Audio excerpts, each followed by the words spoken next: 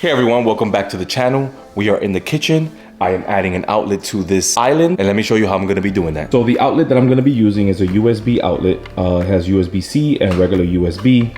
And I am using this TV box, mainly because it's gonna be in this area where there's gonna be two chairs.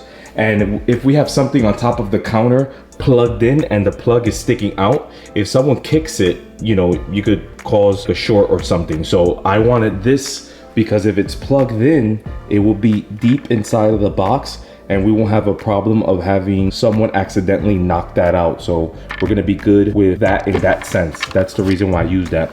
Some people might have like disagreements with me using this, but this is what I'm doing. You could always use something more low profile and it's easier to do. It's pretty much the same exact process. And also you don't have to make such a giant hole like I'm making. And a disclosure, I did lower the box. When I marked it right around here at 6 inches, but I decided that I'm gonna lower it to go under the seat so it's covered. I was gonna go with a black box so that it, you know, matches the darkness of this wood. But in the future, I'm planning on painting this white. So instead of buying that box twice, I went with the white one and we'll just deal with it for now.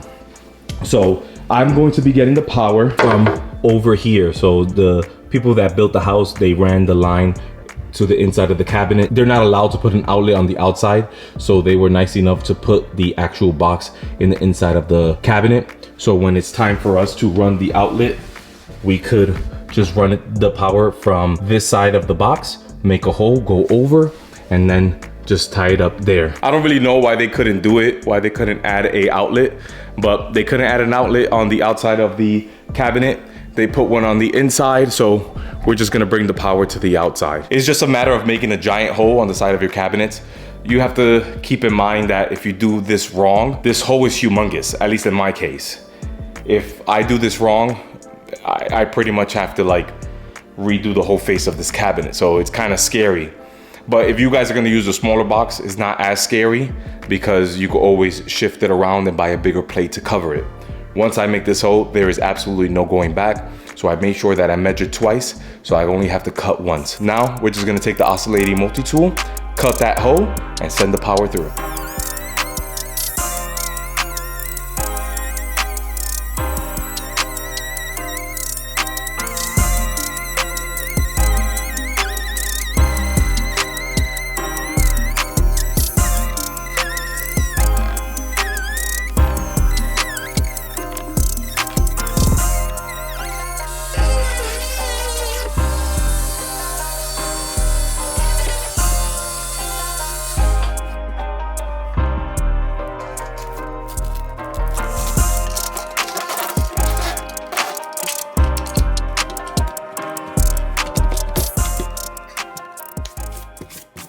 I might have been doing construction for a long time, but let me tell you something. I was very scared about this not lining up and not going where we need it.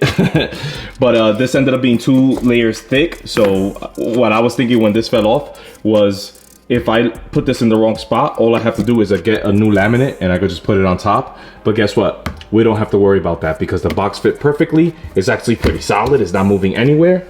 And there was nothing for me to be worried about. On this side, we're also looking good. All we have to do is tighten these butterfly screws that are on the top and in the bottom. That one's already hanging low. We just got to do those 2 things and then drill the hole through and wire everything in the inside, and we're pretty much done.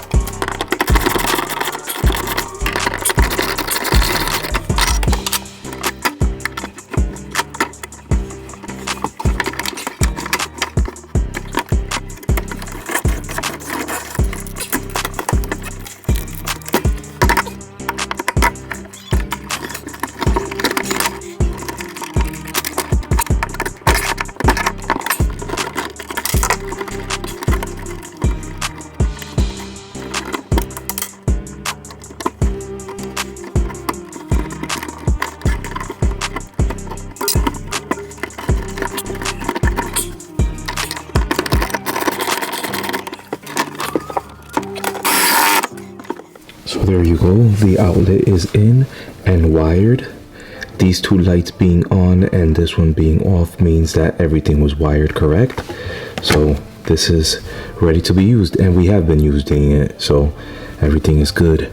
One of the things that I don't like, because this is a TV setup, is these screws sticking out here, but I think it's something I could deal with because we have the two chairs here and a toy car, and that's going to be able to cover it, so you're not going to really see it on a day-to-day. Like if you walk by it, you're not going to really focus on the two screws. And like I said earlier, we will be painting these cabinets white, so it's going to hide even more stuff.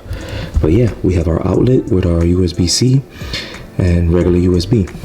As for in here, the reason why I left this loop like this is because I didn't want to put a lot of stress on the wire. That was one.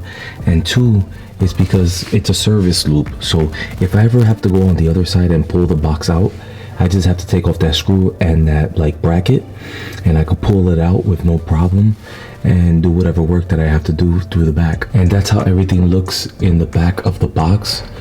So we still have some good space here. Nothing to really complain about. Unfortunately, I was not able to show you guys how I would have ran this wire from the panel in the basement to this box here because it was already available for me.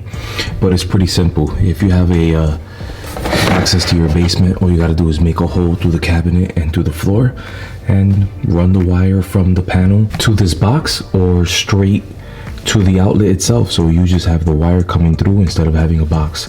Like I said earlier, I only have the box because the electricians wanted to run the wire, but they couldn't put the outlet on the outside. So the outlet's in the cabinet, and the scariest part for me was making the hole in the cabinet, because if that hole was off or I did something wrong or scratched it while cutting it, I don't know what I would have done. Maybe get a brand new panel, and it just would have made things a lot more complicated. So that's probably the scariest part. If you had to run the wire yourself from the panel to the cabinet, maybe messing with the panel and drilling the hole through the floor and the cabinet is probably scarier. But those things are not really cosmetic, to be honest. Like the hole inside the cabinet, you won't be able to see that, and the panel, you just need to do some research or get electricians to do it. But as far as cutting the hole in the side, for me personally, that's the scariest part for me. So that's gonna be it for this video. If you learned something new, you can show me by giving me a like. Any comments or questions, leave it in the comments down below. And if you're interested in seeing more videos like the ones you just finished seeing, consider subscribing, and I hope to see you guys in the next one. Thanks.